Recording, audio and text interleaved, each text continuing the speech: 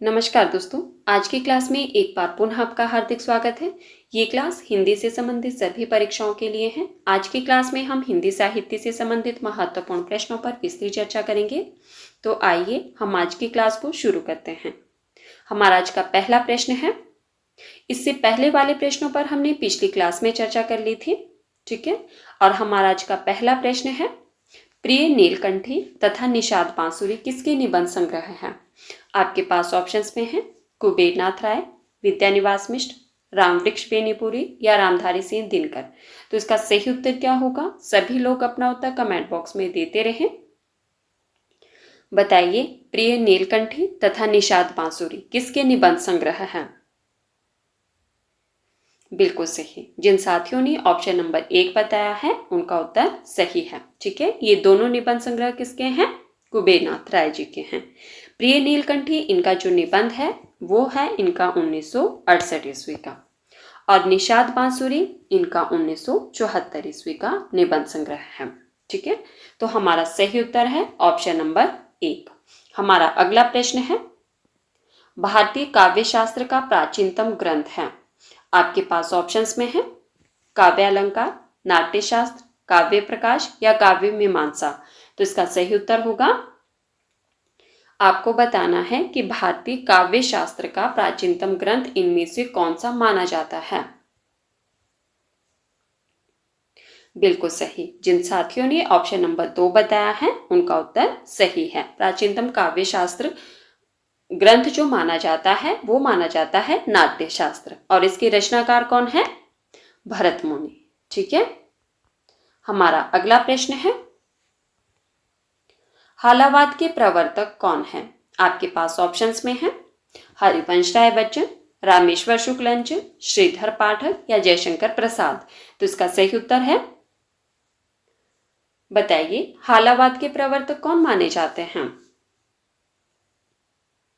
बिल्कुल सही। जिन साथियों ने ऑप्शन नंबर 1 बताया है उनका उत्तर सही है। हालावाद के प्रवर्तक हरिवंश राय बच्चन जी माने जाते हैं। और आपने ध्यान रखना है कि रामेश्वर शुक्ल अंचल जी जो है वो मानसलवाद के प्रवर्तक माने जाते हैं, ठीक है। रामेश्वर शुक्ल अंचल जो है वो मानसलवाद के प्रवर्तक माने जाते हैं। कई बार परीक्षा में प्रश्न पूछा जाता है, तो आपने ध्यान रखना है कि हालावाद के प्रवर्तक हरिवंश राय बच्चन और मानसलवाद के प्रवर्तक रामेश्वर शुक्ल अंचल माने जाते हैं। हमारा अगला प्रश्न है, आचार्य भरत के रससूत्र के प्रथम व्याख्याता इनमें से कौन है? आपको बताना है कि जो रससूत्र भरत मुनि जी ने दिया था, इसके जो प्रथम व्याख्याता है वो कौन माने जाते हैं? आपके पास ऑप्शंस में है भट्टनायक, भट्टलोलट, अभिनवगुप्त या शंकुक। तो इसका सही उत्तर होगा, बिल्कुल सही। जिन साथियों ने ऑप्शन नंबर 1 बताया है उनका उत्तर सही है, ठीक है। भरत मुनि के रससूत्र के प्रथम व्याख्याता भट्टनायक माने जाते हैं, ठीक है। इन्होंने जो रससूत्र की व्याख्या की थी वो किस नाम से की थी? बिल्कुल सही, भुक्तिवाद, या आप इसको बोल सकते हैं भोगवाद, ठीक है। हमारा अगला प्रश्न है, निम्नलिखित में से दलित आत्मकथा कौन सी है? आपके पास ऑप्शंस में है क्या भूलूं क्या याद करूं, यौवन के द्वार पर, जूठन या जहां मैं खड़ा हूं। तो इसका सही उत्तर क्या होगा?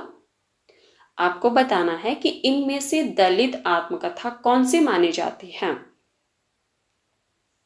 और साथ में जो उसके रचनाकार रहे हैं उनका नाम भी बताना है आपको। बिल्कुल सही। जिन साथियों ने ऑप्शन नंबर 3 बताया है उनका उत्तर सही है, ठीक है। जूठन जो आत्मकथा है वह दलित आत्मकथा मानी जाती है, और इसके जो रचनाकार रहे हैं वो कौन है? ओम प्रकाश वाल्मीकि जी, ठीक है। ओम प्रकाश वाल्मीकि जी, और यह इनकी आत्मकथा जो है वो 1997 ईस्वी की है। ये भी आपने याद रखना है, ठीक है।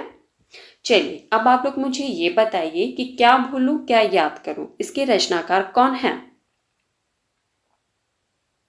बिल्कुल सही, क्या भूलूं क्या याद करूं हरिवंश राय बच्चन जी की आत्मकथा है 1969 ईस्वी की। यौवन के द्वार पर, इसके रचनाकार कौन है? बिल्कुल सही, यौवन के द्वार पर देवराज उपाध्याय जी की रचना है 1970 ईस्वी की। और जहां मैं खड़ा हूं, इसके रचनाकार कौन है? बिल्कुल सही, जहां मैं खड़ा हूं, ये रामदर्श मिश्र जी की रचना है 1984 ईस्वी की। तो हमारा सही उत्तर है ऑप्शन नंबर 3। हमारे से प्रश्न पूछा गया था कि दलित आत्मकथा कौन सी है। दलित आत्मकथा है जूठन, जो कि ओम प्रकाश वाल्मीकि जी की है 1997 ईस्वी की। हमारा अगला प्रश्न है, मनीषी की लोक यात्रा किस विधा की रचना है? आपके पास ऑप्शंस में है रेखाचित्र, आत्मकथा, संस्मरण या जीवनी। तो इसका सही उत्तर होगा, बताइए, मनीषी की लोक यात्रा किस विधा की रचना है? बिल्कुल सही, जिन साथियों ने ऑप्शन नंबर 4 बताया है उनका उत्तर सही है। मनीषी की लोक यात्रा जीवनी विधा की रचना है भगवती प्रसाद सिंह जी की 1968 ईस्वी की। हमारा अगला प्रश्न है, होरी किस उपन्यास का पात्र है? आपके पास ऑप्शंस में है गबन, कर्मभूमि, रंगभूमि या गोदान। तो इसका सही उत्तर होगा, बताइए, होरी किस उपन्यास का पात्र है? ये चारों उपन्यास किसके हैं? बिल्कुल सही, मुंशी प्रेमचंद जी के हैं। आपको बताना है कि होरी इनके किस उपन्यास का पात्र है।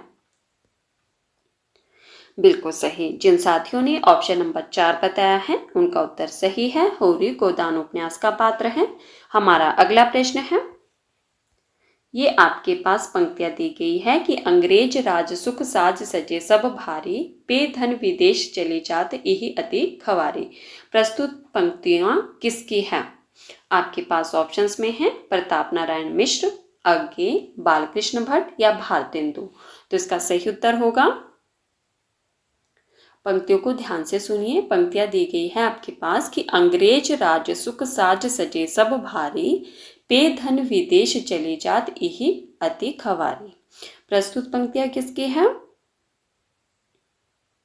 बिल्कुल सही, जिन साथियों ने ऑप्शन नंबर 4 बताया है उनका उत्तर सही है। यह पंक्तियां जो है वो भारतेंदु हरिश्चंद्र जी की है।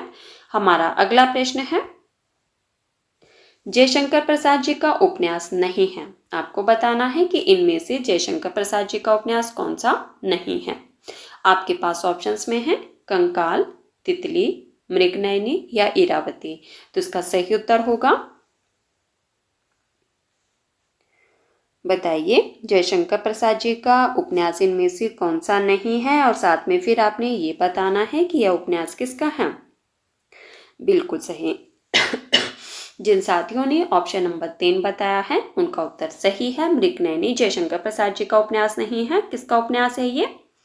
वृंदावन लाल वर्मा जी का। वृंदावन लाल वर्मा जी का उपन्यास है ये, ठीक है, 1950 ईस्वी का। चलिए, अब आप लोग मुझे ये बताइए कि जो जयशंकर प्रसाद जी का कंकाल उपन्यास है, इसका प्रकाशन वर्ष क्या माना जाता है? बिल्कुल सही, कंकाल इनका 1929 ईस्वी का है, ठीक है। तितली 1934 ईस्वी का है और इरावती इनका 1936 ईस्वी का उपन्यास है। हमारा अगला प्रश्न है, निम्नलिखित में से सुरेंद्र वर्मा का नाटक है। आपको बताना है कि इनमें से सुरेंद्र वर्मा जी का नाटक कौन सा है। आपके पास ऑप्शंस में है एक और द्रोणाचार्य, कबीरा खड़ा बाजार में, कोर्ट मार्शल या शकुंतला की अंगूठी। तो इसका सही उत्तर होगा,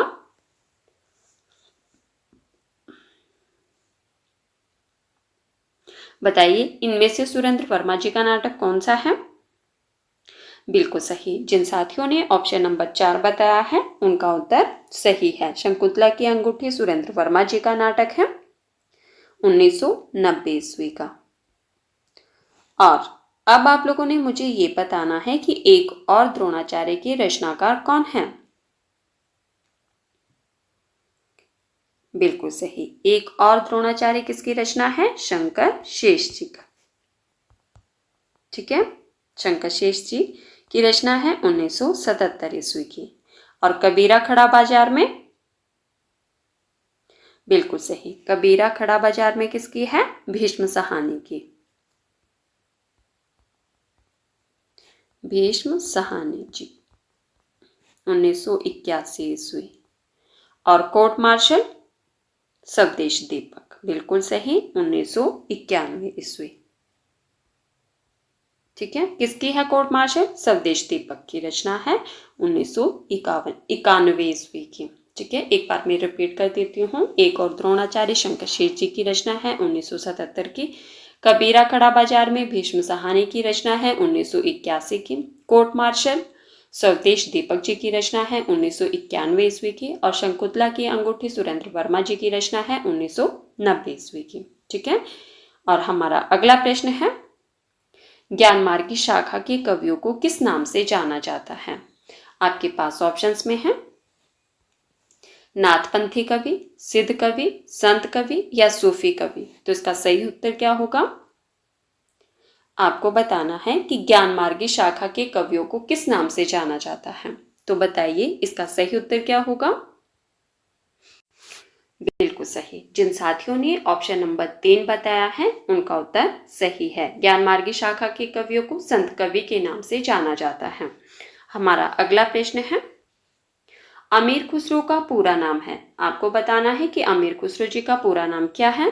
आपके पास ऑप्शंस में है अब्दुल खालिक खुसरो, अबुल हसन यामुनुद्दीन खुसरो, अब्दुल रईस खुसरो या अब्दुल फजल खुसरो। तो इसका सही उत्तर क्या होगा?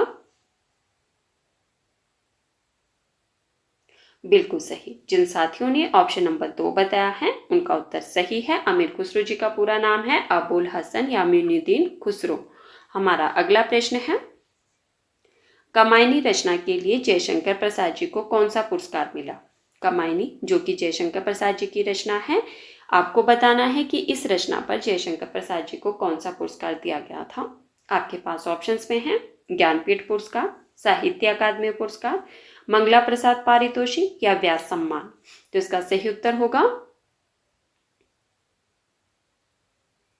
बिल्कुल सही। जिन साथियों ने ऑप्शन नंबर 3 बताया है उनका उत्तर सही है। ठीक है, कमायनी रचना पर जयशंकर प्रसाद जी को मंगला प्रसाद पारितोषिक पुरस्कार दिया गया था। हमारा अगला प्रश्न है, छेद स्वामी और नंददास किस धारा के कवि हैं? आपके पास ऑप्शंस में है राम भक्ति धारा, प्रेम मार्गी धारा, अष्टछाप धारा या ज्ञान मार्गी धारा। तो इसका सही उत्तर क्या होगा? छेद स्वामी और नंददास किस धारा के कवि माने जाते हैं? बिल्कुल सही। जिन साथियों ने ऑप्शन नंबर 3 बताया है उनका उत्तर सही है। ये दोनों कवि जो है वो अष्टछाप धारा के कवि माने जाते हैं। हमारा अगला प्रश्न है, साथियों जिन्होंने अभी तक वीडियो को लाइक नहीं किया है प्लीज वीडियो को लाइक कर दीजिए, और जिन्होंने अभी तक वीडियो को शेयर नहीं किया है अगर हो सके तो वीडियो को ज़्यादा से ज़्यादा शेयर भी कर दीजिए। हमारा अगला प्रश्न है, रामचंद्र शुक्ल के अनुसार आदि गुरु ग्रंथ साहिब में रैदास के कुल कितने पद संग्रहित हैं? एक बार मैं प्रश्न को फिर से रिपीट कर देती हूँ। प्रश्न है आपके पास कि रामचंद्र शुक्ल के अनुसार आदि गुरु ग्रंथ साहिब में रैदास के कुल कितने पद संग्रहित हैं? आपके पास ऑप्शंस में है 30, 38, 45 या 40। तो इसका सही उत्तर क्या होगा?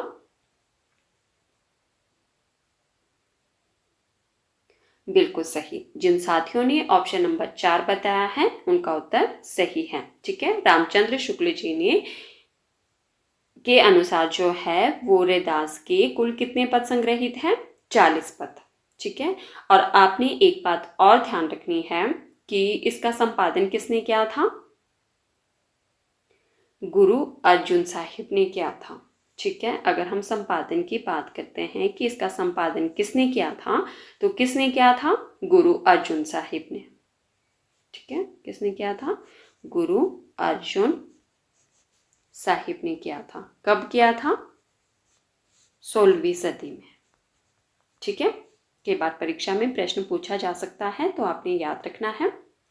साथियों ये थे हमारे आज के कुछ महत्वपूर्ण प्रश्न जिस पर हमने चर्चा की। अगर आपको क्लास पसंद आए तो प्लीज़ वीडियो को लाइक कर देना और वीडियो को ज़्यादा से ज़्यादा शेयर भी कर देना। और हो सके तो वीडियो को हाइप भी कर देना, ठीक है। जो जिन साथियों ने इससे पहले वाली क्लासेस को नहीं देखा है, आप चाहे तो हमारे प्लेलिस्ट में जाकर देख सकते हैं, ठीक है। धन्यवाद, मिलते हैं अगली क्लास में।